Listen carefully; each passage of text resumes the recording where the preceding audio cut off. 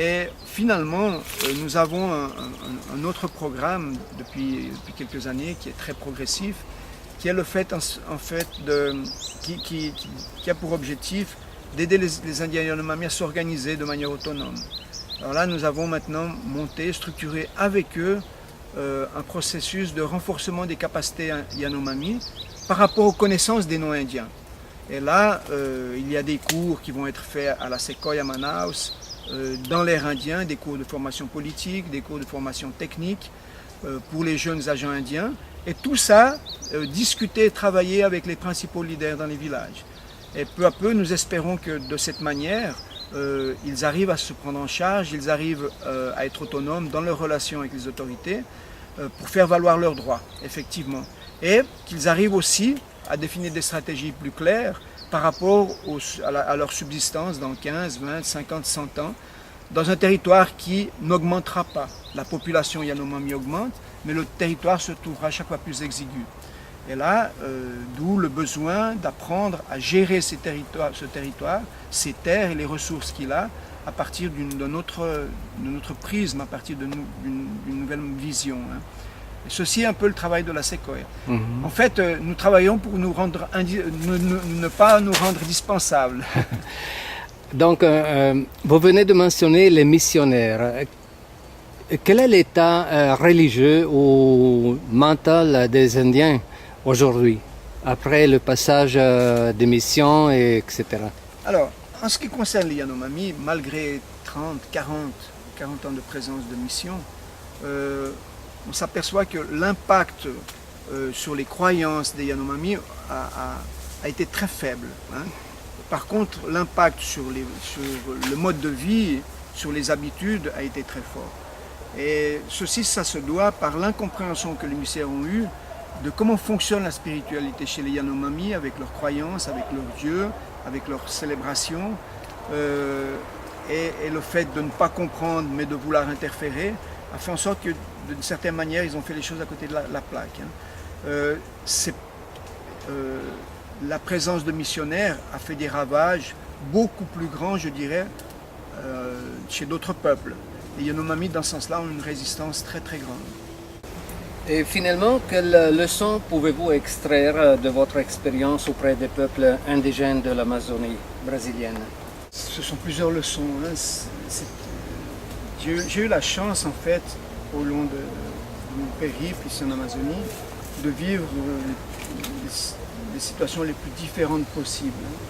Et de côtoyer des gens merveilleux qui m'ont appris beaucoup, non seulement sur la réalité indienne, mais qui m'ont appris beaucoup sur la vie.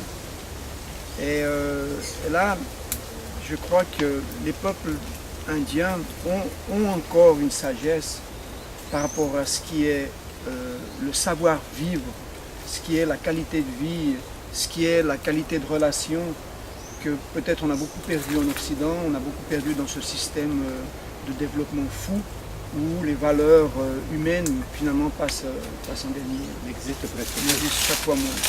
Et c'est vrai que quand on connaît de près les leaders, la manière comme ils se rapportent à la population, comment ils prennent leurs décisions, comment ils organisent la vie, on s'aperçoit d'abord qu'il y a beaucoup de simplicité, qu'il y a beaucoup d'humilité. Ce sont des leaders, mais ce ne sont pas des commandants. Ils essayent de trouver l'équilibre pour la bonne voie du peuple, pour essayer de résoudre les problèmes du peuple. Même si parfois c'est la guerre. Même si parfois ça doit se résoudre par la guerre. D'un autre côté, j'ai beaucoup appris dans cette relation des peuples indigènes avec leur environnement. Il y a aussi un savoir-faire dans une terre qui est à l'origine extrêmement pauvre. Ici on le voit, vous creusez un petit peu la forêt, qu'est-ce que vous avez? Vous avez du sable. Ici on a que du sable. Le sable, il tient, ou un peu d'argile, il tient à cause de quoi? À cause de l'humus, à cause de cette diversité de plantes, de choses qui protègent le sol et puis qui le nourrit. Et alors l'Amazonie, ce n'est pas une forêt, c'est une multiplicité d'écosystèmes différents. Et les Indiens l'ont compris ça. Et ils arrivent à utiliser les ressources de chacun de ces écosystèmes selon l'époque, selon les besoins, sans les détruire. Et faisant en sorte qu'au long des siècles, au long des milliers d'années, ils ont réussi à traverser le temps et à vivre aujourd'hui pratiquement avec les mêmes moyens qu'ils vivaient auparavant. Parfois on peut dire, mais les Indiens ils n'ont aucune connaissance technique. Non, ils ont les connaissances techniques dont ils ont eu besoin pour pouvoir vivre bien dans le milieu ambiant dans lequel ils se trouvaient. Pour survivre. Pour vivre bien, c'est pas la survie, c'est la subsistance. C'est de la, on a un peu cette idée que les Indiens ils survivent. Non, ils vivent bien et ils vivent avec la qualité de vie. Ah bon.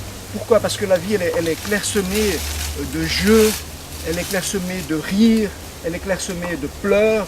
Hein, les pleurs par exemple lors d'une fête funéraire font partie de la vie et ils sont vécus totalement, ils sont vécus longtemps. Il y a cette capacité de vivre le présent, de vivre le moment et pas de prévoir le futur, de ne pas vivre seulement le présent par rapport au futur. Hein. Et pour eux aujourd'hui ceci représente un défi, le besoin d'apprendre à s'organiser non seulement pour eux mais pour leurs petits-enfants. Pourquoi? Parce que ils vivent à l'heure actuelle pleinement et ils subsistent avec les ressources naturelles qui se trouvent dans l'endroit où ils sont actuellement. Et c'est vrai que les menaces qui touchent les Indiens aujourd'hui, elles sont très sérieuses justement parce qu'ils ont de la difficulté à essayer de voir à plus longue échéance, comment s'organiser à plus longue échéance. Ils n'ont jamais eu besoin de faire ça jusqu'à présent. Alors je pense que de notre part, si on arriverait un peu plus à observer, à sentir les choses, à percevoir les choses, même que ce soit dans les relations personnelles, que ce soit dans la relation avec le milieu, on commencera à s'apercevoir que nous ici, au plein milieu de cette forêt, nous ne valons pas plus qu'une fourmi, qu'une coutille que l'on a vu tout à l'heure. Pourquoi? Parce que la référence c'est la vie et les Indiens l'ont compris ça. Et je pense que peut-être à ce moment-là, la planète et les sociétés modernes, elles commenceraient à regarder autour d'eux de manière différente. Et dans ce sens-là, je pense que les peuples indiens, ils ont quelque chose à enseigner.